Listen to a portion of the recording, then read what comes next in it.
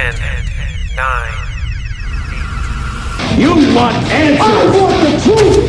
Get ready for two guys who can't handle the truth. I want the truth! You can't handle the truth! But we can. Dave Palumbo, Chris Aceto. RxMuscle.com presents Heavy Muscle Radio. Watch out! Welcome to another episode of Heavy Muscle Radio. I'm Dave Palumbo, and I'm joined, as always, by the technician, Chris Aceto, on this August 13th, 2018 evening. And Chris, another big weekend in the bodybuilding world. Well, maybe not so big, but we had some pro show action, obviously, and a lot of people don't realize that from this point on, after the Tampa Pro Show last week, there's no more qualifications for the 2018 Mr. Olympia. Everything is now for 2019. So whoever wins things like this past weekend and thus forward, even though it's before the Olympia, still don't qualify them for this Olympia. Do you like that rule, or is that not good? No, because, I actually gave someone I was helping won the Classic this week. Yeah, Jason. And I thought he was going to the Olympia, but now I'm hearing from Jason Lowe, that he's not going to the Olympia until 2019. Right. Now, I understand why they're doing it because, look, they need to have a month to book flights and get everyone all... Oh, he'll ride his bicycle out there. Yeah, I know. But that's why they cut off at a certain point. But you know what? I don't like it because it used to be exciting back in the day. Remember people would qualify the week before the Olympia. And that'd be tremendous. The last minute, yeah. But it's not going to happen anymore. It'd be tremendous to like a last minute qualification. Yeah, it was fun. I mean, come on. There's not that many people. I guess with you can have 40 divisions in a show, and it becomes more than just one person qualifies. Plus, now with the point system, it screws everything up, and they can't figure out who's going to be going and not going. So, I understand why they do it, but it's whatever. It's a little anticlimactic, but I guess it is what it is. You know the rules ahead of time, and hey, look, Tampa's your last qualification, and that's the way it goes. So, but we'll talk about the shows this coming in a minute. I wanted to definitely announce so that I will be going to the Olympia this year for sure. Redcon 1 and Aaron Singman will be sponsoring all our coverage. So I will be out there. I haven't booked a flight or anything yet, but we do have. I'm we still do not have press using passes. The supplements, Aaron. So yeah, we do. I don't want to get too big for the Olympia. We do have press passes. That's a good sign, Chris. Though. But if you have anything laced with speed, because you used to have I still have some here that Aaron's guy used to send me when he had, I think, Blackstone. Oh, really? I have it, Dave, in case I have to pull an all-nighter. Chris, you haven't taken a multivitamin in 20 years. No, I believe they cause skin cancer. Yeah, I've never seen Chris eat anything remotely bodybuilding. I haven't taken related. a vitamin in 20 years. I know. I just said that, and I was obviously pretty accurate, and I didn't even realize it. So, yeah, it is what it is. I get all the polyphenols I need from the coffee beans. Yeah. Yeah, polyphenolics. So, Sid, who works for us, obviously, Sid Faruqi, my co-host on a couple shows, he will be out at the Olympia too. But he's very excited. I have to announce that his softball team won the world the championships. I don't know what it's so funny. I always find the whole softball thing so funny. But people do get into these leagues that they do. These softball leagues. Oh yeah, big time. A lot of these leagues also they'll recruit these Major League Baseball players to play in these things too. It's very, very competitive, especially in New York.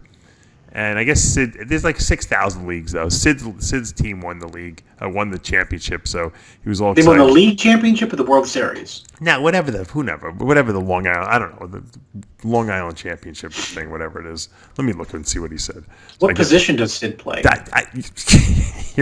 Chris, you asked. Let me guess. All right, let's First see. base. I don't think you'll guess, but let me go ahead. First base. No. I thought he would be what's the guy with the worst position? They put him in right field usually. Well, let's see. The worst player? I'm just kidding. I didn't think Sid was the worst player, but let me see. Hold on. He sent me this. This is pretty funny. No, I think at first base because then he's in the mix every play. Right. I don't even know what Sid's capabilities are. What's that? I don't even know what Sid's capabilities are as an athlete. Do you? No, I don't. That's why first base you just catch. You don't have to do much. You just hold the glove up. He said, we won our softball championship today, whatever that means. They have leagues on Long Island. They're pretty competitive, so I'm sure they were good. So I asked him, I said, what position do you play? I said, that's the first question I asked him. Just you and me think the same. Because I'm thinking, I wonder what Sid plays, what position. So he said he was originally a shortstop. He said, till I literally lost all athletic abilities. Because I'm going back to the gym tomorrow. So he reinvented himself as a pitcher, he said. Oh my! Well, is it slow? Was it slow pitch where you do the lobs? I'm sure it is. Yeah, and he said he said he had the best ERA in league history this season. So he must throw knuckleballs or something, a spitball. I think it's the team playing behind the pitcher that really makes the pitcher that good. Because people hit the ball every single time. I would think, right? Well, I don't know if he's throwing a super slow. If it's not fast pitch softball and it's slow pitch, and he's throwing a super slow knuckleball. That's like on Bugs Bunny. You can't even right. It just floats in the air. It's like trying to hit a balloon. There was a pitcher who used to pitch like that, remember? Yeah. He had a brother. His name was, he played for the Padres. He played for the... Not Rolly Fingers, was it? No. Nope. It was famous knuckleballer. No, not the knuckle, not Phil Negro, not the Negros. Yeah, Phil Negro. Or Gaylord Perry, rather, but not them. There was a guy who threw the ball in the air. It was a long time ago. It was before our time, And it was like lobbed up in the air and it would come down, and it was very hard to hit. I don't remember. I'm sure one of our listeners will remind me. I don't know. I'm just looking at knuckleball pitchers. Do you remember Mark Fidrich, who used to talk to the ball? Yeah, the bird, right? Yeah, the bird. It's taking us back to our childhood. Coleman used to talk to the weights before he'd get under. Yeah, he buddy. did. Light weights. Yep.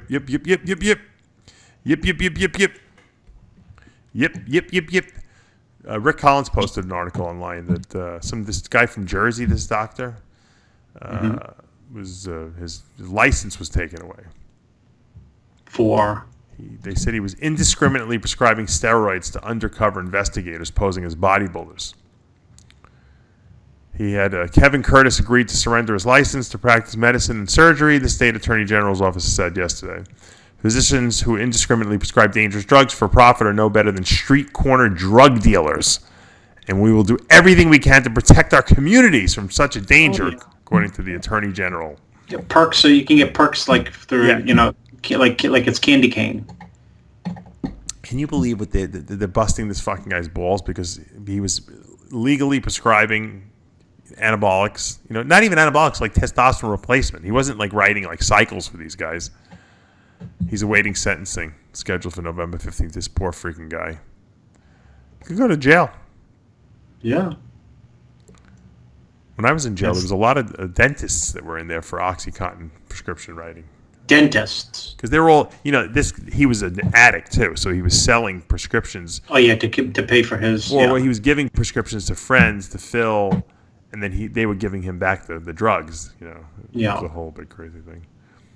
Other doctors that lost their licenses or had their licenses revoked, according to the state, they list this urologist who pleaded guilty in January to writing illegal prescriptions for oxycodone, and then billed Medicare and Medicaid for it. Another guy from Cape May,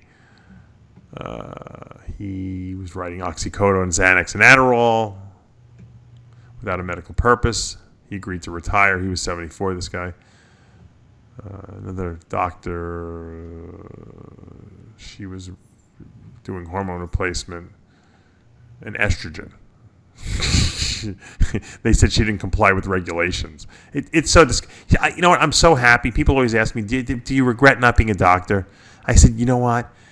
Who the fuck hell needs it? Because I would have wanted to be a doctor that was on the cutting edge of prescribing things that, preventative medicine type stuff. And they would have been all over me probably. I would have had these guys on my back, and they would have been trying to revoke my license, and I'd have to be fighting them in court. Who the hell wants to be bothered with that, man? It's not even fun to be a doctor anymore. That's what really turned me off to being a physician. I got to be honest with you, Chris. All they do is push pills for symptoms. And they do nothing for preventive medicine. And you know what? They're all afraid to do anything for preventative medicine because it's not in the book. And if something goes wrong or some guy decides they're going to sue them, now they have a freaking life. Now they're fighting like for their life and for their livelihood because they're doing stuff that, is off-label, Yeah. That's the best way to put it. Look at the poor, whatever his name is, Nadler. Remember Bruce Nadler? Bruce Nadler. Yeah, what happened to him? He was one of the original guys who was doing a lot of the gynecomastia surgeries. He wasn't a great surgeon, but he was very, forward-thinking. He would do surgeries that a lot of other plastic surgeons wouldn't do. And he was making money. Why he decided to do this, I don't know. He decided to start doing hormone replacement before anyone was doing it. Growth hormone, testosterone replacement. He was a plastic surgeon, and he was prescribing it. And I guess he got caught, or they New York is a pain in the ass. It's very, very a lot of strict laws there. They revoked his license. He moved to California. He was very, very well known. Oh, I know. It's funny because my sister was running hair removal clinics, laser hair removal clinics at the time, and they were renting office space in his office, so my sister knew them very well. And Bruce's wife would run the office. It was one of the office managers. And so when they took his license away, the guy was devastated. He moved to California, and they were trying to personal train people. Imagine going from being a physician to personal training. Wow. And I guess they just weren't making any money, and it was going downhill. He killed himself. I think his wife did too. They committed suicide. Oh my goodness! Yeah. I didn't know that. I didn't know that. It's a tragic story. I know the name very well because maybe how long ago was that? He was he was the nicest guy too. Yeah, I used to see him at shows. Right? They blew their brains out. I think terrible. All because, and I blame it on the New York State. Guy was doing no harm to anyone. Wasn't writing narcotic prescriptions. Why didn't he just stay with the? I don't know. People get nuts. Who knows? He thought it was easy money. He liked doing surgeries because he started using it himself, and he. Oh, that's right. He got big after a while. Yeah, remember he started believing in it. He was very, very, very into the whole longevity, and this was before it was a little more accepted too. Yeah. And he said, "Screw it, man! I'm going to start writing growth hormone prescriptions and prescribing because I really believe in this." But the medical board doesn't care what you believe in; they only care what they believe in, and they took his license away. It's sad, but that's that's what these doctors are fighting. And that's why you go to your doctor and these people are cursing their doctors. I can't believe he wouldn't do this. He wouldn't write me this prescription. Yeah. They're afraid. They're afraid. They don't want to lose their livelihood. They have families to support and bills to pay. I don't blame them. They spent hundreds of thousands on med school.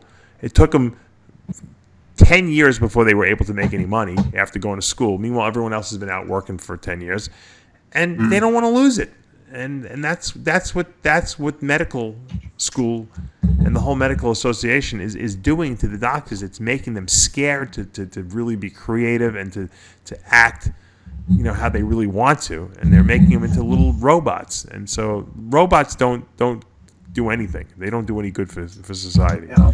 The only guys that are really, I think, who really shine are like the orthopedic surgeons and the surgeons, because the surgeons kind of have a little bit more carte blanche to do creative stuff, if you think about it, because they're kind of creating new protocols and stuff like that for joint replacements and all the other stuff they're doing, heart surgeries. Mm-hmm. But anything outside the box, like in terms of keeping people healthier or doing stuff that's maybe off-label with drug prescriptions, they will eat you alive, And it only takes one person. You can help 6,000 people, all who think you're God, you're Jesus Christ, and one person doesn't like, the outcome of something that happened or doesn't like you, and they complain to the medical board, and you lose your license. Yeah, it's crazy. I should have done a rant on that. That's my rant. Well, that's my rant. It's a preview to your rant. You'll get more amped up this week. Another ridiculous study came out about saying there's no benefit from fish oil. No benefits from taking fish oil. That's why I haven't taken a supplement for 20 years. I can't figure out what to take and what not to take. I don't even understand how these people. It's so irresponsible because you get 6,000. Let's go back to that number. 6,000 positive. Studies about how fish oil is good for your heart and all this stuff. And I mean, the science is there, obviously. And then you get one study that shows this. Well, did you see the study this week about, it said, I think the government put it out and said, we should double our salt intake. I've been saying that for years, yeah. I'm serious. Did you see that study? No, I didn't. No. There's a study out that said not we should double our salt, but you can safely, and actually there's a benefit too, increasing your sodium. I've been saying that for years. Above and beyond what people are taking from, refined food diets. I've been saying that for years. I think there's nothing wrong with consuming salt, assuming that you don't have congestive heart failure. That was the only caveat they gave. It doesn't cause congestive heart failure, but if you have congestive heart failure, you obviously have problems with water retention, so you're not going to eat a lot of salt. But eating salt, especially for bodybuilders, we've talked about this. You should be downing tons of sodium so that when you pull it out at the last minute, something actually happens in your body. Mm-hmm. If you're always restricting sodium the whole diet, then you're sodium sensitive, and it's really hard to get rid of excess water at the end. It just makes sense, and it's all aldosterone related. Aldosterone monitors sodium intake in the body, and if you don't have a lot of it, you have huge high aldosterone levels, and so that's never going to let you get rid of water. If you eat salt all the time, your aldosterone is going to be low. Matter of fact, I had Stan Efferding on. We did a great interview. If anyone hasn't caught that interview with Stan Efferding, it's really pretty entertaining and informative. And he was saying, he's a big advocate of that too. We both agree on that. Just he believes in sodium loading, before you go to the gym.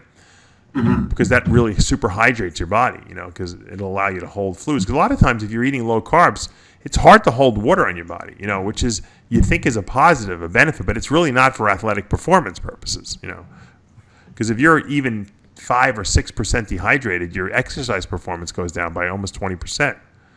So, hydration is huge. No, I totally agree with you. 100% right. Anyway, so this stupid study. They say, well, we can't prove that fish oil does anything, so therefore it's probably that doesn't warrant you taking it.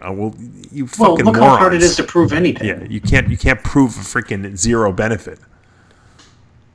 It even says this in the study. Well, you can't prove a zero benefit or zero risk. But our statistics indicate these people are just morons. Someone else sent me this thing. It was a study on a bodybuilder who was 60 years old who got heart enlargement after a heavy testosterone cycle, and an experiment he was doing with stem cells. The guy was injecting himself with stem cells. I don't even know where he was getting them from. Oh, my God.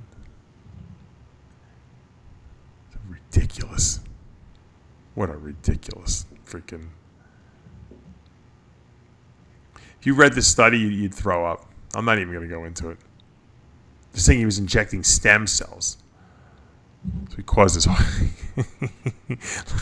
what a dumb... First of all, I'd love to know where he was getting all these stem cells from. They're really expensive. Maybe he robbed a fucking stem cell lab or something like that. Can you imagine that?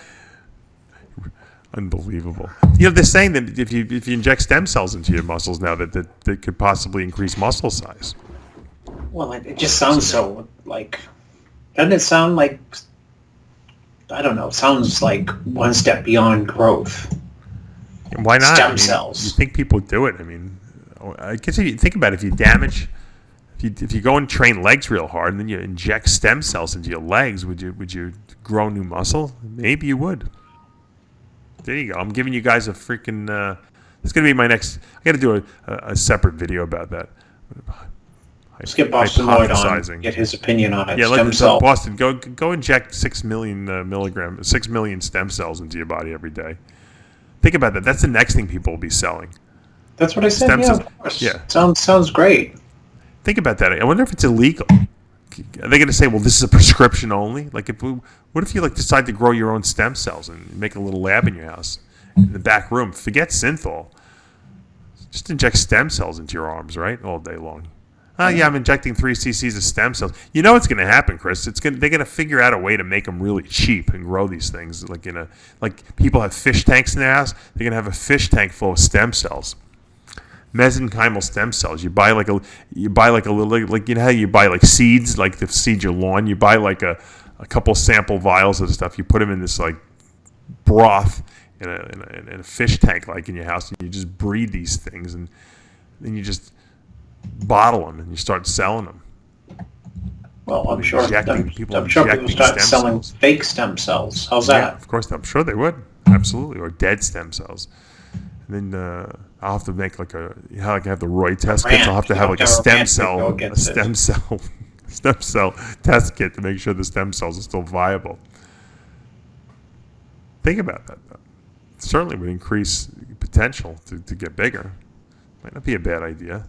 People injecting stem cells, now into their head, scalp to grow hair. But I haven't seen any evidence yet to prove that it really works. Believe me, I'll be going for the stem cell. That's one thing I'll spend my money on. I'll definitely get stem cells injected into my scalp. If it grew hair, forget about it. I mean, you got good hair, you don't care, but that's something I would try, no doubt.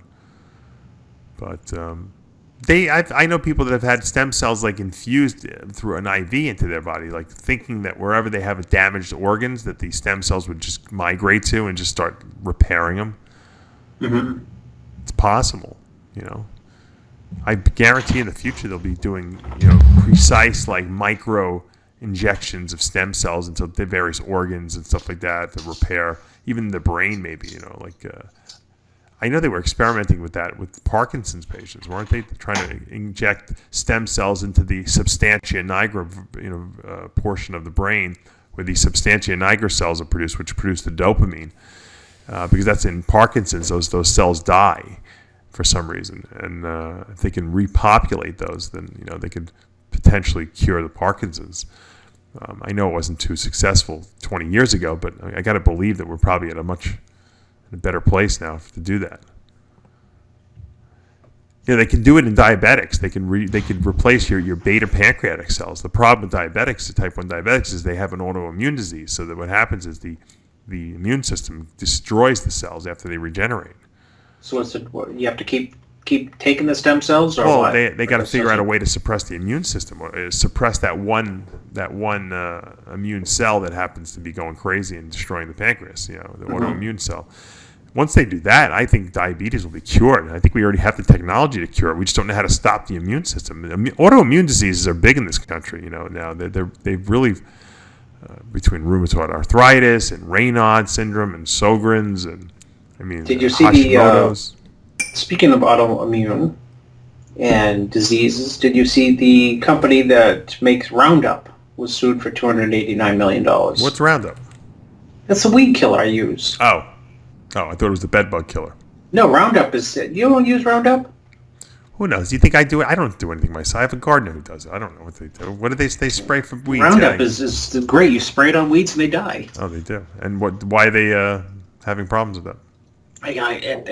Apparently it causes cancer. My mother-in-law told me never use Roundup. Of course it does. What do they expect? It kills fucking all the... Look, cockroaches have lived since the dinosaurs. We can't get rid of these fucking things. And if we find a spray that kills them, don't you think it's going to kill everyone? Of course it is. Yeah. If it kills a cockroach, you don't want it anywhere near your freaking food, your kids, or anything you breathe, because guaranteed it will kill you. It might not do it today, but it'll do it in 5 or 10 years from now, without a doubt. I see also in the news that New Jersey, talking about outdoor stuff like Roundup, New Jersey now has flying ticks. Flying ticks? Wow. Ticks that fly. Do they carry disease? They apparently... the flying tick comes from Asia. Don't all the terrible bugs come from Asia? It's crazy. And the tick from Asia that flies has found very attractive the New Jersey tick. Oh, really? So they're cross mating. In other words, hybrids. But it appears that the new flying New Jersey tick does not carry diseases like the native tick to New Jersey. Oh. So what does that mean? Ticks are insane in Maine now. I mean, it used to be like, oh, you hear someone get tick or Lyme disease. No, they're everywhere. Do these new ones, these flying ones, carry Lyme? No, it appears that the new flying, offspring, whatever you call it, the grandchildren, don't carry disease. Oh, well, that's good. Maybe that'll... I always kid Dave and say, I'm dead serious, I always kid and say, I kid about flying bed bugs. That would be terrible, because then they can travel. Because once I went once with the bed bug company, and I was like, Dave, it was like I was walking through like a minefield or something, a literal like minefield, like if you and I were out in like a war zone. Right. I didn't dare to step on near anything. And he said, they're not, you know what the guy, he said, what's the matter? I said, I want to get a bed bug. He said, they're not Mexican jumping peas. They don't just jump on you. You have to get into a bed or lie on a couch. When I'm in when I think that a house or something is infested with anything, or if I think I have anything in my house, the itching that ensues on my body is not. You could take 40 showers, I couldn't stop itching. It's crazy. I went into court recently. I wouldn't sit down because I was afraid that it was an eviction court. I was afraid that there might be a bed bug somewhere. You're right. Pick them up from these evicted tenants. Yeah, without a doubt. Let's talk about this San Antonio Pro show that took place this past weekend. It was a classic physique. You helped the winner, Jason Lowe, who looks good. Lowe. Really consistency. Good. What was he in Tampa? He was second in Tampa, I think, right? Yeah, he was third in Tampa. Oh, third, right. And I think he was 11th at the Arnold, and then he got 5th at a show, 4th at a show, 3rd at a show, and then won this show. And I told him from running into the Arnold, all you need to do is find the right show and you will absolutely win it. In other words, you just got to pick the right show. Right. I mean, last week in Tampa was a 50-person lineup. And no, it was really good, yeah. For him to come in third was like a big win. It's weird. I think at other shows they didn't really quite know what to do. Not with the Arnold. To me, Jason looks like a bodybuilder. Good bodybuilder. His conditioning is freaking crazy. Did I just say like they didn't know what to do with him? Yeah. Yeah, he's. I don't think it's some of the shows they knew quite what to do with him, like the last two running into Tampa. So not the Tampa show, right? But the previous two, like I look at pictures and say, "Geez, I think you could have been first." And then I think, well, these guys had classical lines too, and taller, and so I can see where this judge or whatever, I can see where they might have had this guy ahead of you, because I thought in a lot of ways he looks like a bodybuilder. And you know what? If he didn't win a show this year, he was thinking very much of moving up to 212. I think he'd be a good 212 guy. I mean, he's really tight. I mean, he's got great legs, crazy conditioning, but. So he'll be in next year's Olympia. That means 2019. Right? So he didn't get enough points into the because he only did one show. No, he did enough show. I don't know where he landed on the point thing. Is there a point somewhere where I can see the? Let me look at I'm going to look at the points right now. Where do you find the point thing? In PC News. Let's see. Classic. I don't even have it listed. Men's physique. Oh, here it is. Classic physique. So it's Divine Wilson, Aaron Futel, Omar Batista, David Paterick, and Chen Kang from China. There's actually a tie, Igor Gostyunin from Russia too. So I don't know who actually is going. 1, 2, 3, 4, 5. Because the 5th and 6th person are tied. So I don't know. It's funny. The 6th person, it says Russia. Oh, they have all the. I see. They have all the countries next to it. Okay. Crazy. A lot of guys in Classic qualify for the Olympia. I'll give you that much. Yeah. How many people are there total? A million. Darnell Ferguson, Breon Ansley, Chris Bumstead, George Peterson, Arash, Danny Hester, Robert Timms, Stanimal, Mehdi Larani, Mateo. Deep lineup. Baihu, Courage Opara, Danny Yunin, Haitham El Sadiq, Steve Lorius, Peter Duper, Regan Grimes, Ali Shem Sharhar, Terrence Ruffin. I'm laughing. I'm looking at the Brazil David Classic. Just people, the Classic. I hope they. I know people are going to say I'm full of crap because, I helped Reagan and they're going to say he's a bodybuilder, but I'm looking, there's people winning Classic shows, not in the U.S., who are not Classic in any way. Yeah. Panassi Pierre, Wesley Vissers, Khalid Chikawi, and then you have those top 5 guys. So it's going to be a great lineup. I get news for you. It's going to be a really, really good lineup. this year. Should be exciting to check this out. I'm excited to see it. I think it's probably the freshest thing out there, class out there, because you never know who's going to win. Whereas bodybuilding's kind of like tied up already. Yeah. Let's see who else. Bikini was won by Monica Ellis. Oh wait, I'm still talking about classics. So Jason Lowe wins. Fabio Lopez was second. I don't know much about him. I thought he had really good legs. Good conditioning. It seemed like it was a conditioning show. That's what it seems like. The best conditioning number guys 1 and 2. won. The guy got second was peeled too. You know. Yeah, but he wasn't really that classic either. You know what I mean? He's another bodybuilder. He had small arms. Usually classic guys have the big arms, but he's shredded, this guy. And I always tell people, you never know who's going to show up. Sometimes these shows are not good, and so that's why conditioning always trumps everything else. Yeah. No pun intended on the trump. Jason Martinez, third. Don't know much about him. But David Boy, fifth. He's not a young guy, but shredded. Every single person in the top 5 is shredded.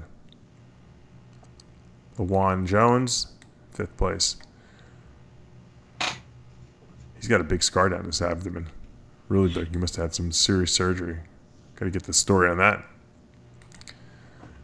I like stories. Human interest is really what people get excited about. That's what people like, stories. Yeah. Tony Davis, guy I helped, 6th place. I always tell people when you're giving a speech, if you don't know what you're going to talk about, just tell a story. Even if you don't even know what you're talking about, tell a story. That's the YouTube mantra. I mean, YouTube is successful because people just talk on there, and that's what people like to hear. They like to hear people talking. Lyndon Bond wins men's physique. Devin Linder, 2nd. Ashwin Lucas, 3rd. Collie Courtney, 4th. And Jeremy Grant, 5th. Bikini won by Monica Ellis. Amy Landry, 2nd. Natalie Richards, 3rd. Jody Riley, 4th. Mia Sanchez, 5th.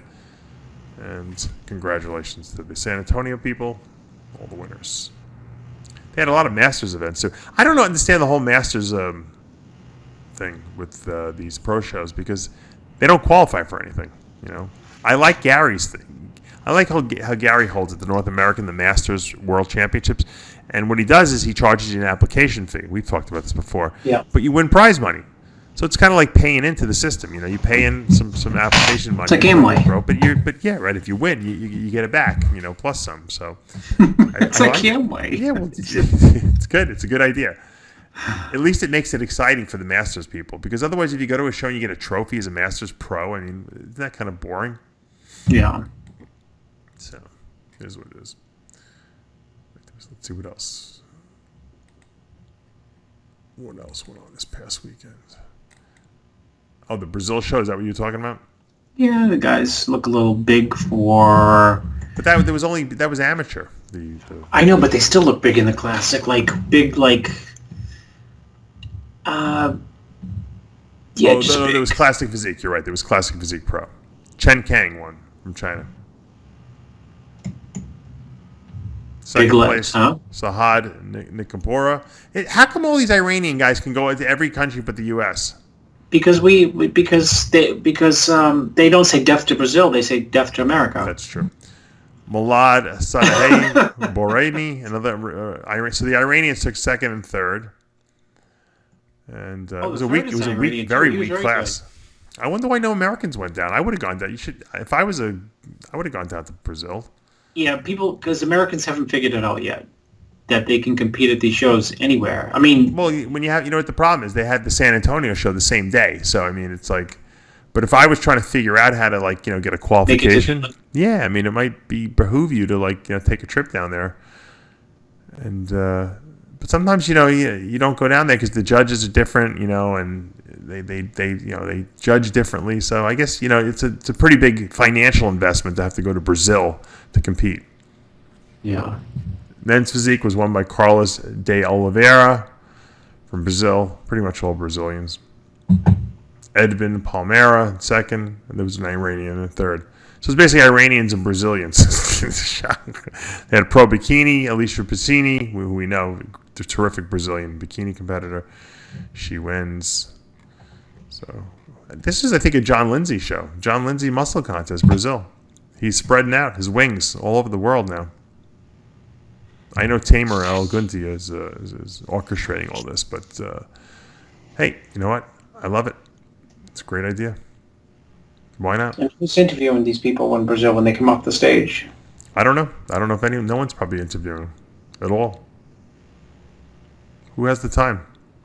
They're too busy to try to get the show over with. The show that takes so long, right? You don't get interviewed. You're lucky we have a show here, you know? Just for those people who have been asking me about when the next Secrets to Becoming a Diet Guru course is, I'm going to be holding it in Cape Coral, Florida on October 20th. That's Saturday, October 20th. You guys have to sign up at davepalumbo.com. There's limited seating. For some reason, I don't know, this course is always a busy one, the October one. And I've had a million people ask me about it. Don't wait. I'm telling you guys. I know a lot of you out there have been asking me about it. You better sign up because I don't want to hear anyone complaining if I run out of space. Because this one's usually a popular one. I think people don't like to do the courses over the summer because they're like into dieting for shows and they're vacationing. But then once this fall comes around, everyone's like trying to educate themselves and figure out how to make money because they spent all their money over the summer, you know. It's tough in this day and age to make a living, you know, Chris. It's, you know what, no one wants to work. We were talking about that earlier. Well, that and just things, I mean, it's tough to make a living because things are so expensive. I just ran into a father of my son's friend's father. He's got a heating and air conditioning business. You know, he works 60 hours a week because he's got a lot of kids. 70 hours a week. You know, people say, I work 60. He says, no, I'm out of the house 70 hours a week at work, for sure. He's got 5 kids. But you know, the funny thing is that you and I probably work more than that. But we're just because we're in our house, we don't realize we're working that much. We're like, oh, we don't work that much. And I'm thinking, well, I work like 18 hours a day, 12 hours every day, 7 days a week. What does that add up to? 84 hours? Then you just do it all over again the next day. Yeah. Well, just one day. Wait a minute. The way you work, it's one day blends into the next day. Yeah, well, you know what it is? I'm so happy like at 3:30 in the morning when I finally answer that last email. And I know as soon as I shut my computer down, I'll have 10 more emails, but it doesn't matter. Like I've caught up for the day. So when I finally catch up and do the last email, I'm like, all right, I can go to sleep. Well, there is no real catching up, so to speak. It's like the post office. It never stops, the mail. So I'll go upstairs now, you know, before I get into bed, I'll go into the bathroom, I'll sit on the toilet, whatever, and I'll look at my phone, which is the worst thing because now I see these 10 more emails because now I'm like, all right, fuck, let me just get these 10 emails done because I want to go to sleep with a conscience knowing that there's nothing waiting for me, which there always is because, you know, I help people all over the world, like I'm sure you do. You know, we're going to sleep, they're waking up, so it's never ending. It's never ending work, you know. It's just even when I get to like a point in the week. Usually we do a lot of recording on Tuesdays, Wednesdays, sometimes Thursdays, all the TV recording. So I'm like done with that. I'm like, oh, thank God. Oh, I get the weekend now. But it never stops. Monday comes and it's like starting all over. I got to start thinking about, who am I going to interview? Who do we got to get on the thing? It's like never stops. It's like, you know, I don't have people, you know, Sid helps a little bit. You know, pretty much I get a lot of the people myself who are going to interview for the show, or they contact me. And I'm always setting up schedules, and I have all these little notes. All of them. I don't write notes down anymore on paper. I have them in my phone. All right, this guy at 2 o'clock, this guy at 3 o'clock, and of course I don't remember anything. I don't go back and check it. I'm like, I tell these people, text me in the morning of the interview to remind me. Yeah, it's amazing we get all the interviews we do. It really is because. Luckily, you did you get Henry Pierre this week? Yeah, we did. Luckily, these people actually want to be interviewed by me. That's a good sign. Yeah. You know, I heard that Big Ramy is no longer under contract. Did you know that? No, I didn't know that. Yeah. With who? Get? No, with the AMI. Well, there's no such thing as AMI anymore. Well, they still do have some contracts, and Phil's not under contract anymore. But I know there's a couple of people that still are. But Ramy's not. When do you get Phil? When do you get Phil on? I am. I'm working. I'm going to send him an email and give him. He basically wants to see what kind of questions I'm going to ask him, which I don't have a problem with. Oh God. It's okay. It's all right. And what about Ramy? Well, let me text Ramy. I want to get Ramy. I was going to tell you. Okay, let me text him right now. Hold on. We got it live. Tell him Dave wants to interview you before the Olympics. Okay, hold on. Let's see. And tell him it has nothing to do with bodybuilding. I just want to know about like fishing and stuff like that. I don't really want to know. I want to know about like when he used to fish back in Egypt. Okay, hold on. Assalamu alaikum. Tell me we won't even talk about the Olympia. I'm not even interested. Dave P wants to interview you. The topics about what we get him on here. Topics the most popular fish to catch in Egypt. You know, the best eating fish. Fishing in Egypt. I'll just tell him fishing in Egypt. It's his favorite topic. I know, and no one even asked him about it. That's why I got to ask him about it. I'm going to do a whole show on how to catch fish. See, he's probably doing cardio, so let's see how long it takes him. See, Rami actually has a skill. How many bodybuilders out there could say they actually have a skill? This guy, if bodybuilding ended tomorrow for him, he can go back and he could become a commercial fisherman probably and make a good living for himself. Now, obviously, it would be different, but he's content. But I'm saying he could feed his family that way. I mean, that's in 40 seconds he hasn't returned. Maybe he's texting Beta. Beta. Chris just texted me. Said. Dave wants to interview me. Well, no, I'll let you know if he responds. Yeah, just tell him to tell Bader I have no interest in talking about the Olympia or bodybuilding or anything, magic mirrors and nothing. I just want to talk about fishing with him. That's it. That's all I'm interested in, pretty much. You know, I did a rant the other day on different testosterone esters. You know, suspension, propionate, enanthate, cypionate, and I basically concluded after 30 years of knowing about steroids that they're all the same. There's no difference. Well, testosterone's testosterone. It's just how quickly they get absorbed. You have to get off the long ones because the water, right? Yeah, the difference is that everyone's taking the short-acting ones every day or every other day, so it's the same water. There's no water, you know. It's testosterone is testosterone. It doesn't matter. If you're I never understood the water. Well, people don't understand that you can if you have no fat in your body, then water disappears really easily. You know, when you stop drinking at the end and take a diuretic. So it's just the whole thing is people just don't know anything about anything. That is the problem. And so I wanted to explain to people I like double negative. I like it nothing about nothing. But go ahead. The problem is that we all were brainwashed, and even today people brainwash people that you have to use, like you said, certain esters at certain times of the year, and that's just not the case. Because you and I know the one guy, we always know that one guy from the gym that said they competed on like 2 cc's of testosterone a week, and that was it. They never took another drug, and they looked amazing.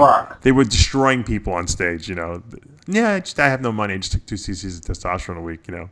You know that guy, or the guy who took a half an Anadrol a day, you know, for 6 weeks before his show, and he looks like he could win the Olympia. Mm-hmm. There was a lot of those guys back in the 80s and 90s, you know, that would do that all the time.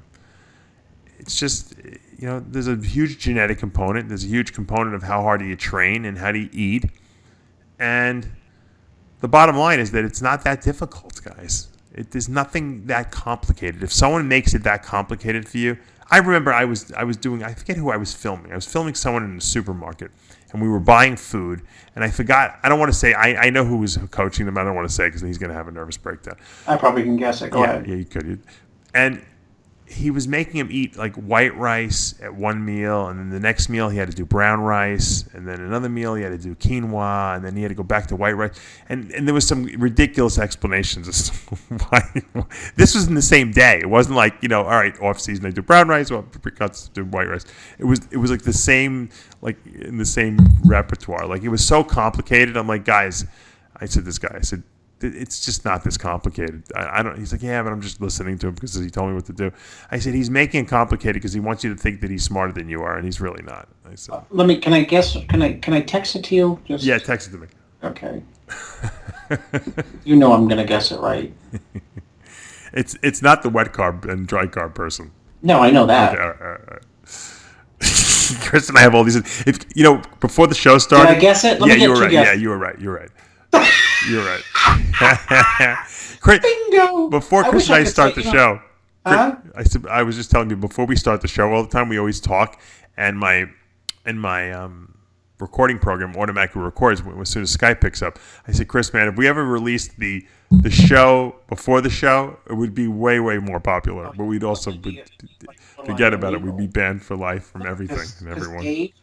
Dave gets, not some, not mostly, but all of the potentially devastating gossip. Like if he wanted to like blackmail people. People think I have a big mouth. I don't tell anyone anything. Oh gosh, you know that. I don't say anything. Listen, the off the record stuff that you hear, that people tell you that you don't call, that they text you, they email you. You know what? A lot of it is too, because they want you to open up your mouth too and say, of course, because they don't dare to. Of course, they want me to spill the beans. I don't say anything because I think it's humorous, but I'd love to talk about it because it's so juicy, a lot of the stuff. But it doesn't serve any purpose, obviously. But other than to be a TMZ type of thing, and that's not what I'm trying to do. We're trying to be teach people stuff, and we're trying to and analyze stuff. And yeah, I mean, if I see someone doing something that's not right, I'm going to point it out. I'm all about injustice, exposing injustices. Speaking of which, who was the competitor that Hanny was? Oh, forget it. Go ahead. It's funny. People, obviously the NPC Nationals is coming up now, right after the Olympia in November. Huge show. And people, I have a lot of clients in there. People ask me, am I going to the show? And I'm like, no, I'm not going to go to the show because Steve Carroll's 2 hours from you. I'll go if you go. Well, you can go all you want. I'm just saying, but I won't go to the show anymore because Steve Carroll. Yeah, even if and I'm sure they'd give me press passes. Yeah. I think they give me, but I don't want to go. I won't go because I said. Well, Dave, what do you? I'm not going to the show because I'm not going to deal with Steve. I don't even want to look at Steve Carroll's miserable face. I shouldn't have to even waste my time doing that. So, it's a shame because I do like the Nationals and I think it's a great show, and I like to see everyone last show of the year. But I'm not going to go out of principle. I'm boycotting it. I'm not boycotting it with my athletes. I'm boycotting it with myself because it's the athletes get treated. Well, they don't really get treated that great, but at least it's a terrific show to be able to turn pro at it and stuff like that. One of these days they'll get rid of Steve Carroll and they'll get a real promoter in there, which is pretty much anyone else. Anyone else can do a better job than him, and that's it. So I'm not gonna even bring it up anymore. I'm just telling people I'm not going. All right, what else did I want to talk about?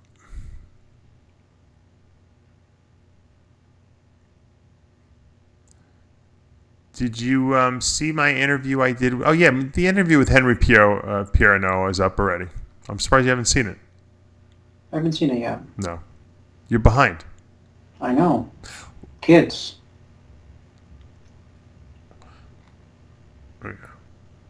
I did a great show with Iron Rage with Lee Priest also. People should check out. It was on ridiculous fad diets. Speaking of which, Lee's really funny. I got to say, Lee missed his calling in life. He should have been a comedian. He would have been one. You ever see the Stephen Wright type comedians, the really offbeat humor? That's the kind of stuff he's got. He'd be great. He just sees all the crazy shit that people do, and he just notices it, And not everyone has that ability to do that. That's the absurdity. To be able to see the absurdity and right. I did a really good interview too. I forgot I did it a couple weeks ago. We just put it up today. It was another interview with Carl Lenore from Superhuman Radio. I've known Carl for 25 years. Oh yeah. It was on. We talk about pretty much everything, but we talked about how he thinks you can cure the bubble gut. Because that's the big topic. Can't be cured. No, he has some theories. So you guys, if you want to tell check me it out. wrong. Yeah. What does he think? It's just food allergies. No, I'm going to let people listen to it. It's interesting. His theories are interesting on it. It's, but I believe there's a lot of. I think it's a lot of. Some of it's some organ enlargement, but that's not permanent. I think it's like a swelling of the organs. A lot of it's, I think, omental fat. Underneath the, between the I guess you could say the rectus abdominis layer or the transverse abdominis and the organs. There's a layer of fat there that's growing. I think that's part of it, and I think it's just a lot of muscle, that guys have. So, but he has some other theories. So I'm not going to ruin it for you. You guys watch it. I interviewed all the guys who won the USA. Most of them contacted me. So if anyone wants to see that, even though we weren't at the USA, we got all the interviews. I'm getting the men's physique guy. I'm getting the overall this week. He just contacted me. It's great. I love the fact that these athletes actually want to be interviewed. It's so funny how these promoters say, "Well, they don't care. We don't care about the interviews." But meanwhile, I'm getting contacted by all these guys because they may not care. The athletes care. Yeah, well, there's a distinction. Yeah. I mean, that is a sad commentary that some people don't care, but the athletes care. Well, think about it. I've been asking for how many years now to create a press section at all these shows where the press can interview the people backstage, and or even side stage, you know what I mean, so that people don't have to jump through hoops and run to lobbies. And that was the problem with the whole NPC Nationals. Getting back to Steve Carroll, if they would have had a press area there, I wouldn't have had a problem. They wouldn't have had a problem with me, and it would have been easy. But they still won't do what I told them to do, what I suggested that they do, which is just to make a press area. I don't know what's so difficult about it. These athletes want to be acknowledged, and yeah, absolutely. It's I don't understand it. Even at the Olympia, I understand backstage is too busy, but you know what? Create a little press area in the lobby so these guys can come out and get interviewed by everyone. I mean, come on, they won the Olympia, for God's sakes. Yeah, it's one thing to get interviewed on the TV broadcast. That's fine. But these guys want to be interviewed by everyone. I would if I won a show of that caliber. Wouldn't you? Yeah, of course. Don't you think it's good for business when everyone sees you and hears it's good about you? It's good for the. It's good for the athlete's business too, whatever he's doing. But it's also good for. It makes the athlete, which the winner is, right, feel important. Yep. And I don't mean that in a arrogant way, not arrogant from someone doing the interview, but from the athlete's perspective. You want to feel it's not validated, but you know what it's like, Dave. It's kind of like this day and age's version of like a newspaper article. You know what I mean? You do something successful, right? And the local newspaper, you get an article in the paper. And you can show your family or whatever, and your friends and your people have helped you. And it's the same with winning a bodybuilding show. You want to do an interview where you can say, hey, check that out. I talked to, I said thanks to the gym, thanks to the blah, blah, blah training partner, thanks to, my guru. My guru. Glad he took the guru course. Right, exactly. Believe me, I've been hearing from a lot of people who have been having a lot of problems with coaches lately, and I don't even know what to tell people, to be honest with you. I feel bad. I feel bad for them because there's a lot of coaches out there that don't know what the hell's going on. Text me a couple names, I promise not, even though I mentioned Hanny's name, but the quinoa I won't. Too much.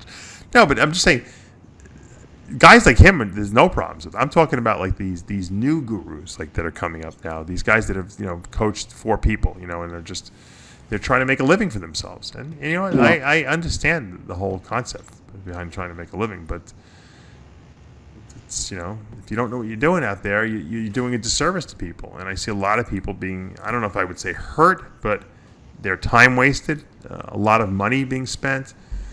And they're not really getting what they're looking for. Well, are they getting custom diets?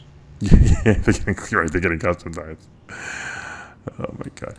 Yeah, I did a whole rant on that. We talked about that last week, about how these people think that, there's some kind of unique diet for every single person. I saw, I'm not going to even say who he was. He's actually a friend of mine, so I feel bad. But someone sent me a diet. Text me, but I promise this time. I promise this time. You won't get this. You won't guess this person. But this guy sent a diet to a kid who I'm now coaching. It was so complicated, the diet, that I was getting a headache. I'll send you the diet. I was getting a headache reading it. Like, it was like so detailed and so, I mean... Well, I sent a diet to someone, Dave, about 3 months ago. And the guy flipped out on me and said that it was not scientific.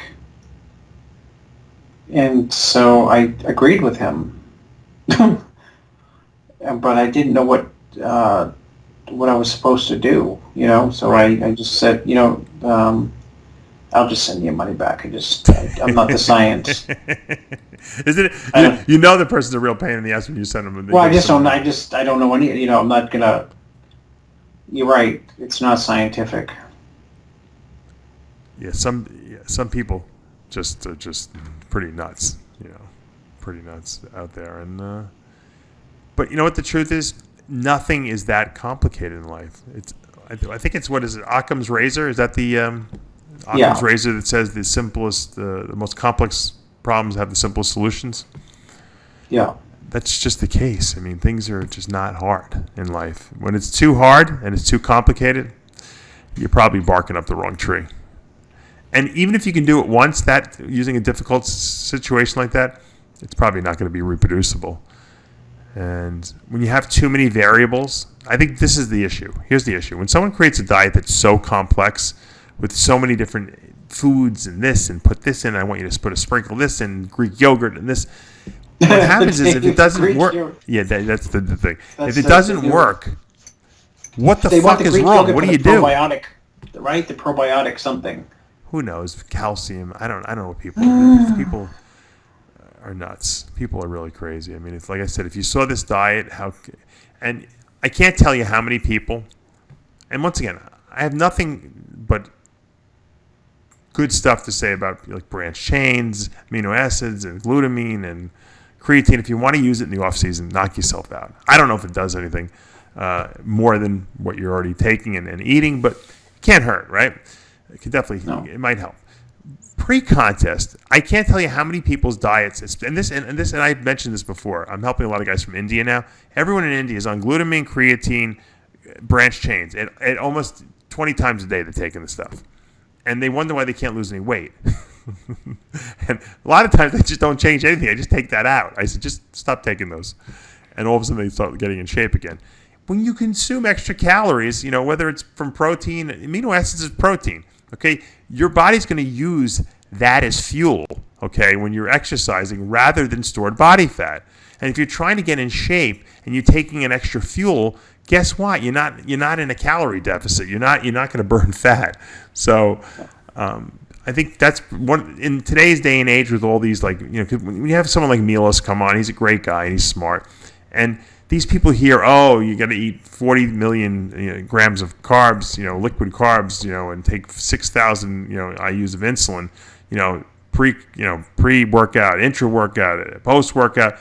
And they do this, but they think all day long they got to be banging down essential amino acids and branched chains. And believe me, I sell a lot of branched chains, essential amino acid branched chains, with my Amino Evolve product. But you shouldn't be banging that stuff down like it's Crystal Light before your show, because you're not going to lose weight. You're not going to get in shape. People, I think it was Bob Grush who said, right? Didn't Bob always say it's good to be hungry? Yeah, it's good. Yeah, you always say that. Yeah. Doug Wentz used to make fun of me because he used to always say, do you always have to have something in your mouth? Because I was doing a few extra shakes here and there when he was helping me once. Kind of give me a Grushkin diet, and it was working. And then all of a sudden, I wasn't really getting really dry. No, Bob would just say, "Stop eating! Stop eating all this." I remember you're eating too much food. That's what Doug said to me. He gave me the Grushkin response. You hear that, and it's like, he's right. He was right. Yeah, no, he is right. He would say that. I got hard you're eating too much food. Quickly once I stopped all those extra little scoops of whey isolate here and there. It was like overnight, like in 3 days, I went back to the gym. Doug's like, "Fuck, man, you're fucking ripped." I'm like, because he was like criticizing me. He's like, "Yeah, you don't look that good." I'm like, "What? What do you mean?" I thought I looked great. You know what I mean? And as soon as I did that, I got hungry. I'll tell you that much. I really did get hungry. But I'm like, you know what? I don't care. I was a machine. I would do whatever you tell me to do. Mm-hmm. And boom, all of a sudden, everything clicked into place. So it's good to be hungry when you're dieting. You shouldn't feel good. You should feel depleted. You should want to eat everything on the Chinese buffet. That doesn't mean you should do it. It means you should feel like that. That's normal. Yeah, Dave, stop eating all that food, Bob would say. Think about it. I mean, the guys that are suffering the most and who have that Ethiopian look to their face, with the hollow cheeks, those are the guys that are the most dangerous on stage, aren't they? Well, they used to be. Well, I think they still are. No, I mean, yeah, I'm just kidding. A lot of people have the fat cheeks up until... Levrone never looked big in clothes backstage, at a show. True. Dexter never looked big backstage in clothes at a show. Dexter's looking big right now, dude. Yeah. I haven't seen his latest updates, but my point is that, that it's when you have that, when you're in shape, where you're ridiculously peeled, you only see it when you take the person's clothes off. You actually might even look small in clothes. The guys that look huge in clothes are always the guys that are out of shape. Well, Henry Pierre he's not big anyway. He'll probably get mad when he hears this. But I said, hey, I'm coming in around your time. I'm going to rent a car and I'll pick you up at the airport. I drove by twice. I picked him up on the third time because I couldn't find him. Because he didn't look like. Because I was looking for I was just looking for someone like a big guy. He was just hanging out on the corner there. No, he just blended in with all the people waiting for, in a t-shirt, he looked like nothing. And he won. Nothing. So what does that mean? What does that tell you? What does that tell you? Tells you it means that get in shape, man. Get your ass in shape. Suffer. It's about suffering. Yeah. Well, you always say suffering's good for your soul, which is I would agree with. Right? Pre-contest, you shouldn't feel good. Okay? I remember, and I don't know about you. You can give me your own, insight. When I would get down to that last 2-3 weeks, I couldn't even sleep at night.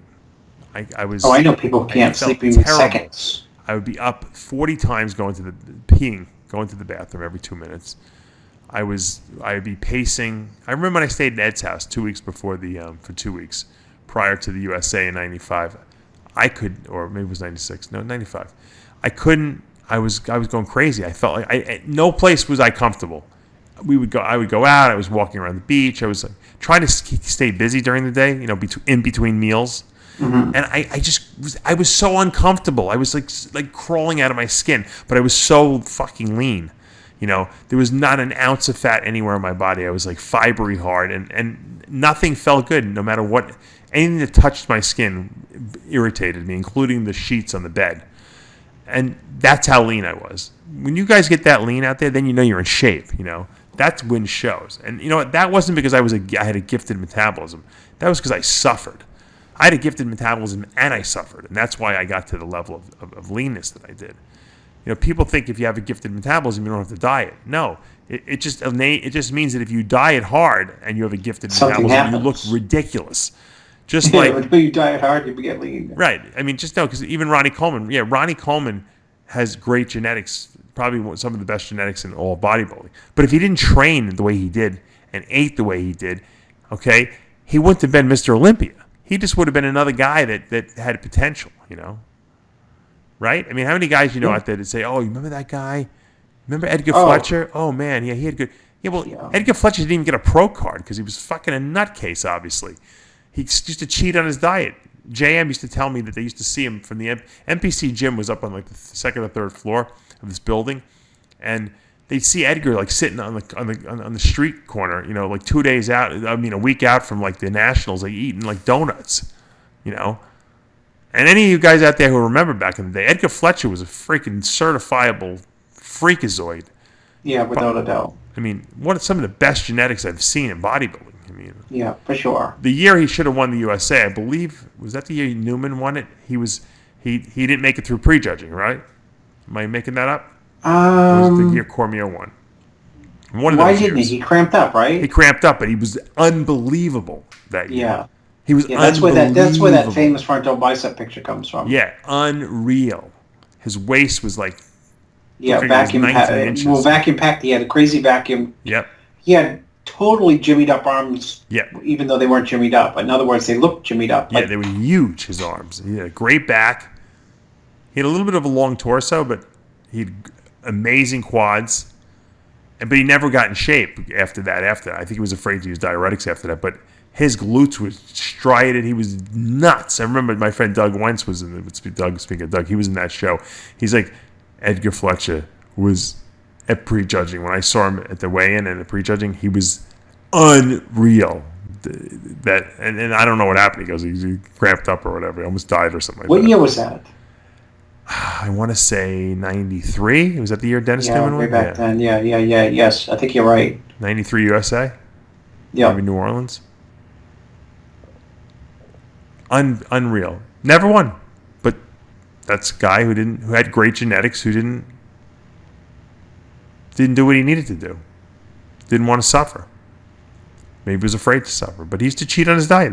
Like I said, I've confirmed people who saw that. So, once again, getting back to what we were saying, if you want to be the best, you got to be willing to go to that point. It doesn't mean you have to be stupid and do dangerous things. It means you have to be willing to suffer to the point where other people would not be willing to go. I was willing to go places no one else was willing to go, and that's why I beat guys I never should have beat in shows. And Dorian said the same thing when I interviewed him.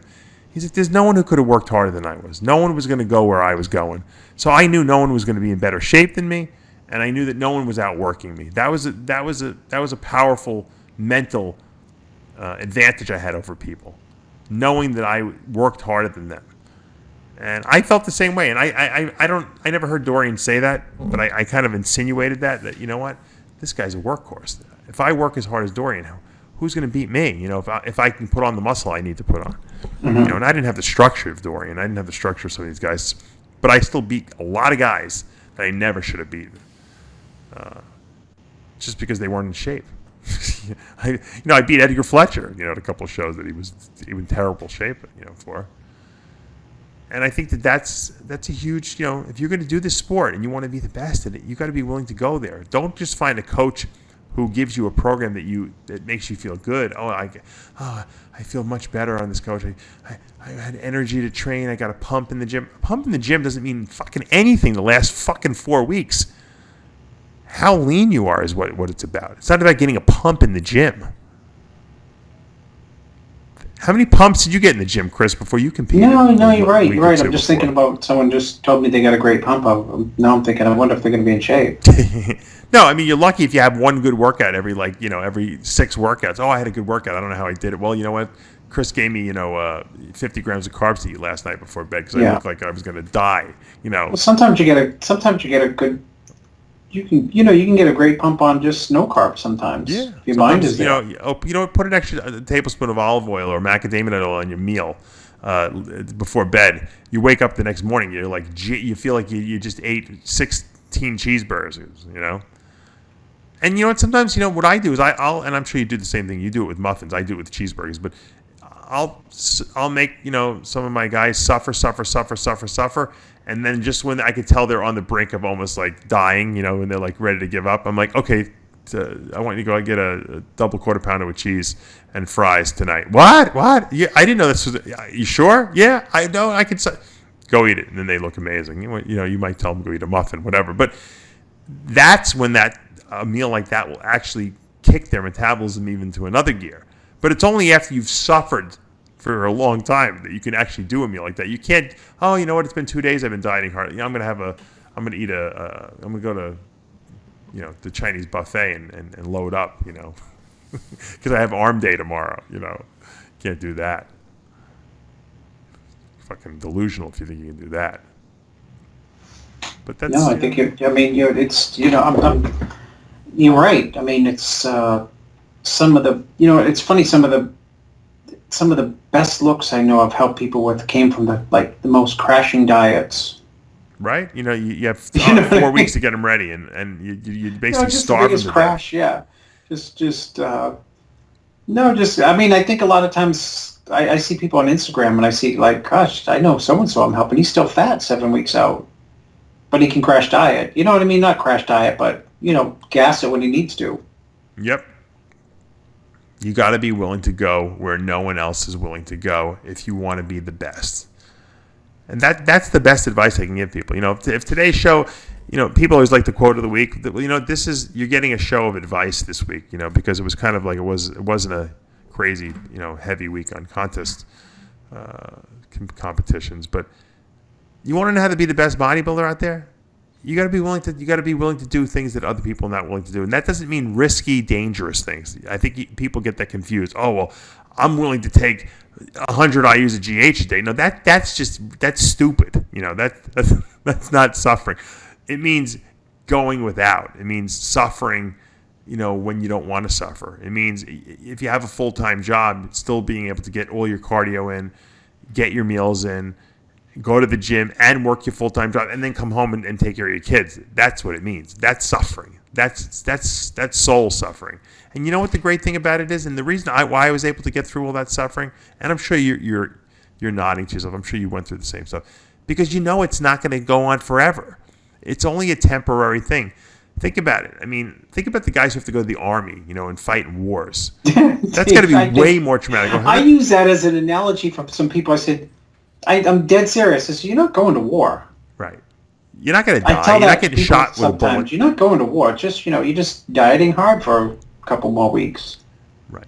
I mean, come on. You can't give up the pleasure of eating and just doing what you want. I have a couple of clients. They're like, I after work, all of my colleagues, they go out and they drink, and stuff like that. And I feel like a loser. I can't drink. I said, well, then you don't want to lose weight, obviously. Because if you drink, you're not going to lose weight. You're not going to get in shape. Obviously, you're not willing to make the sacrifice. No matter how smart the diet I give you is, there's still a component of sacrifice, right? Yep. You got to give something up if you want to lose weight, okay? You can't have it all. You know what's so funny, Dave, is, I know genetically probably has he can get in great shape. But Eduardo Correa always had to, suffer big time to get in shape. And he was always in shape, which tells me... Yeah, but people thought it was, easy. I wish I could get lean like him, And, I would forget sometimes, It'd be 7 weeks out, and I'm thinking he's still chunky. I'm like, what did we do last time? And then it would, it always dawned on me. And I'd ask him, what did we do? He said, oh, you tried to kill me. And I said, okay, we'll do that again. I have a lot of clients like that, and and it's funny because a lot of them have no problem with suffering, and they may not be the most genetically gifted guys, and they may not ever win a pro show, but these are guys that are doing well because they're out conditioning people, and they're maximizing their genetics. And that's something that you have control over. You can't control who your parents are and what they gave you, but you can certainly control how you look on stage and what kind of conditioning you bring to the stage. And if you find a coach who's, a lot of people will leave coaches who push them too hard because they don't like the way they feel. But what the truth is, sometimes it's necessary. Now, granted, sometimes people overdo it, but you got to know when to pull the trigger and when to not pull the trigger, and that's what makes a great coach too. Obviously, knowing when it's time to make the person suffer. You can't just make someone suffer for 16 weeks straight. That's not going to be productive. But if you want to be the best in the industry, or be the best in your class, or the best at whatever, the Mr. Long Island show, you got to be willing to do things that other people aren't willing to do and sacrifice those things. And if you're not, then maybe it wasn't cut out for you. I always feel like, well, why compete if you can't be your best? I mean, I've told a lot of people, hey, I don't think you should do this show. You're not going to be ready for it. And 50% of the people listen to me, and we changed the date of the show. And the other 50% say, well, I already paid for the application. Family going to see it. I got to do the show. I'm like, all right, whatever. So you're going to see that I'm fat. Well, it's just that some people it's not that important for. They want to be their best, but this is the best that they can do, and that's fine. Not everyone has that insane desire to be crazy on stage. They just want to be good. They just want to compete. It doesn't matter if they're. Well, I always say, could have been better. Good is the enemy of great. True. When they want to be good, good is a lot of people are good. I just tell my kids. I always tell my kids this. I said, who cares about being good? Always. I told them tonight, who cares about being good? Which means just pick something, anything that you want to be great at. Just pick something. Can be playing the kazoo. Yeah. And it's like when something that you really like, that you really love to do, but you want to be great in. There's no better feeling than going to a show and going to that weigh-in, taking your clothes off at the weigh-in, because I don't know if they still do this anymore. They're probably not. They used to have it when we were competing up until recently, until they had 1,000 people in the show. They would call the weight class out. All right, heavyweights up, step up next, and everyone would take their clothes off, and all the competitors would be sitting around looking at, who looks good? Oh, there's so-and-so. There's Chris Aceto. There's Dave Palumbo. There's Ronnie Coleman. And everyone's looking at the guys lining up. They're all waiting online to weigh in. It was like a whole big psych out thing. And the judges were all there looking at who's going to look good. And there was photographers from all the magazines taking pictures of all the competitors. And oh, did you see so-and-so? Hey, check this picture out, It was a big mindfuck. There's nothing better than going to that thing and knowing you're in the best shape of anyone there. It's the greatest feeling. It was one of the things that always made me really feel good toward the end of my career. I was always the biggest and hardest guy there. Like I said, maybe I didn't have the best structure of everyone there, but I was certainly size-wise had most people beat, and I had them on conditioning. So it was a very, very big confidence booster for me to go into that, to take my clothes off and to weigh in there knowing I was one of probably the heaviest guy, unless there was some guy like 6 foot something that weighed a little more than me. But usually those guys were out of shape anyway. So I was always the heaviest guy and the most shredded guy. So to me, that was a big, mental boost for myself.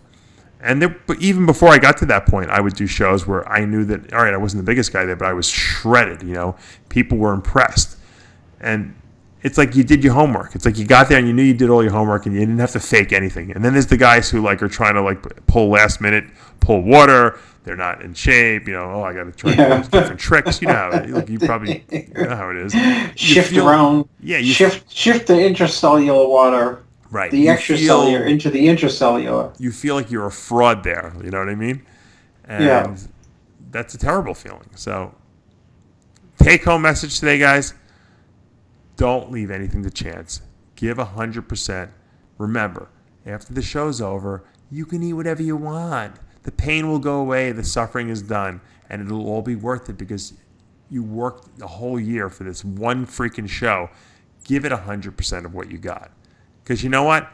If you do that in bodybuilding, it will transfer over into life and you will be a success at anything you set your mind to doing. And on that note, we're out of time until next week. Remember, with Heavy Muscle Radio, the truth hurts. Good night, everyone.